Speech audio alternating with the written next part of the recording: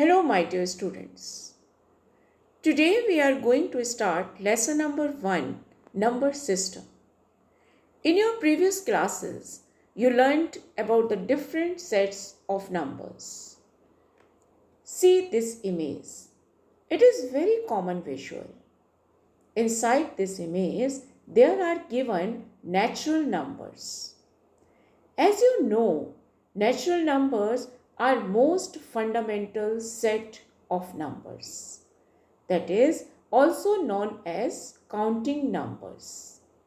1, 2, 3, 4 and so on. They are natural numbers. Next, there is given whole numbers. All natural numbers include into whole numbers. When 0 include with natural numbers known as the set of whole numbers. So all whole numbers are not natural numbers, but all natural numbers are whole numbers. All of us know what number line is. Here we see numbers on number line. Some numbers are negative, some are positive and 0. You see, on right side of 0, we have positive numbers. They all are known as positive integers. And on left side of 0, we have negative numbers known as negative integers. So we can say all positive integers are natural numbers and 0 and all positive integers include in whole numbers. But we remember,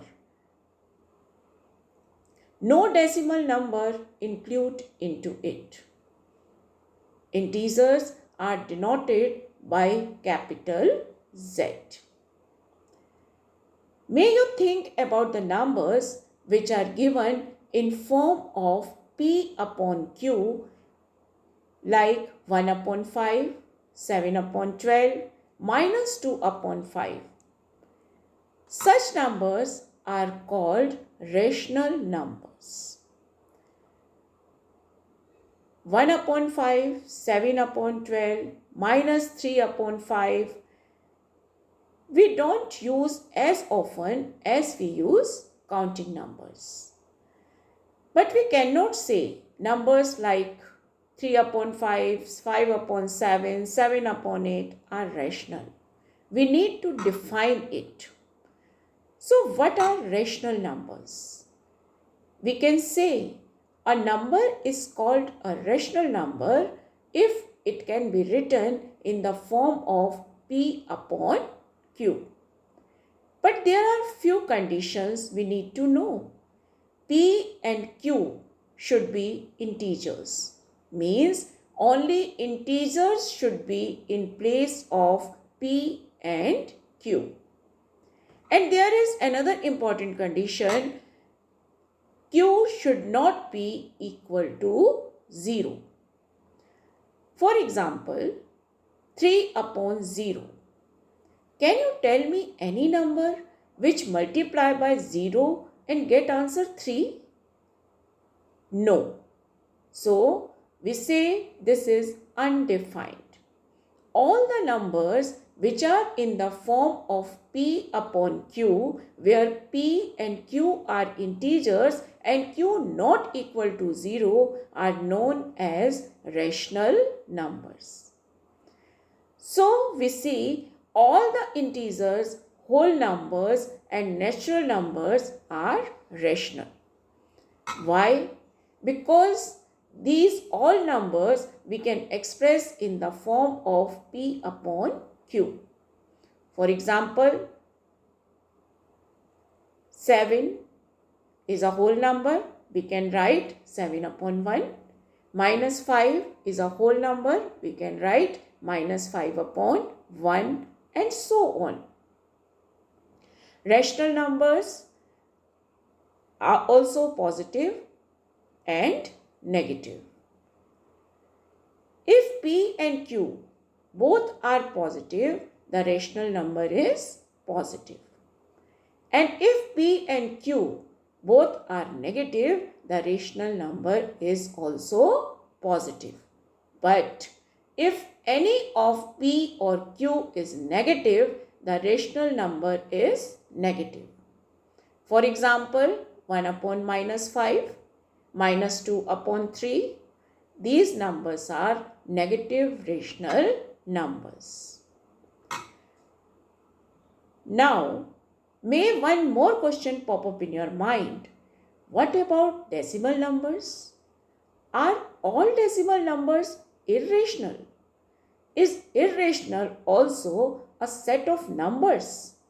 What about the numbers given with radicals? Before discuss about above questions, first of all, think over it. Are all natural numbers integers? Are all integers natural numbers? Are all integers rational numbers? Now, we discuss about the numbers which are given with decimals or with radicals. For example, 2.7, 4.14567, root 5, root 3, root 9. These numbers include which set of numbers? Are they irrational? Yes, they are irrational numbers. A number is called irrational if it cannot be written in the form of P upon Q, where P and Q are integers and Q not equal to 0. Square root of non-perfect square numbers or prime numbers are the example of irrational numbers. Cube root of a number which is not a perfect cube, also example of irrational numbers. Pi, also example of irrational number. Irrational numbers further divide into two parts: terminating decimal expansion and non-terminating decimal expansion. Terminating decimal expansion, when the decimal expansion terminates or ends after a certain number of steps, known as terminating decimal expansion. Or in other words, we can say when remainder becomes 0, called terminating decimal expansion.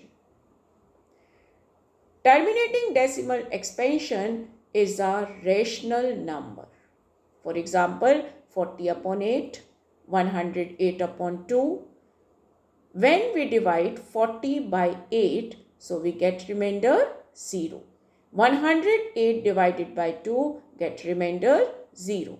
So we can say when decimal expansion ends after a certain number of steps or remainder becomes 0, known as terminating decimal expansion. Next, non-terminating decimal expansion. These decimal expansions again divide into two parts: non-terminating recurring decimal expansions and non-terminating non-recurring decimal expansions. Non-terminating recurring decimal expansions to be said when remainder never becomes 0, but remainder repeat after a certain level.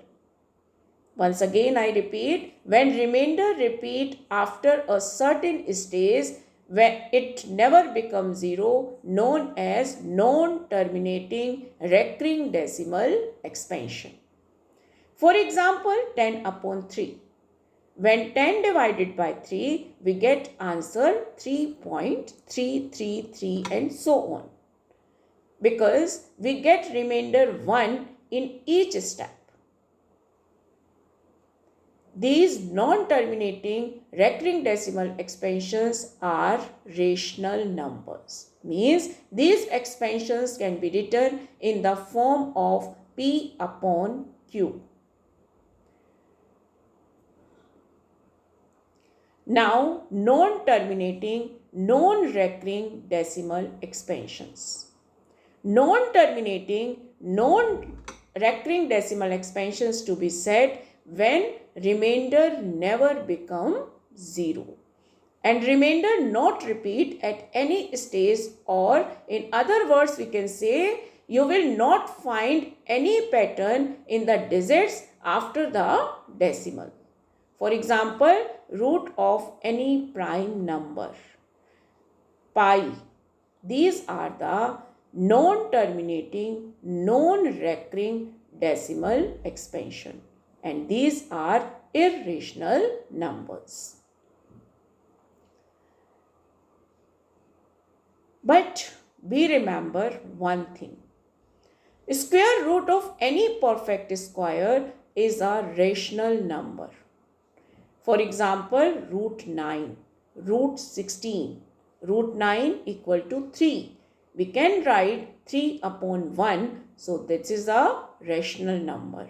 Root 16 equal to 4, and 4 can be write in the form of P upon Q. That's why it is also a rational number. Now many questions pop up in your mind. How we show rational and irrational numbers on the number line? Can we perform all mathematical operation with these type of numbers? How many numbers lying between two rational numbers? For these questions, wait. Meanwhile, you think over it. What are real numbers? Are all irrational numbers real numbers? Thank you.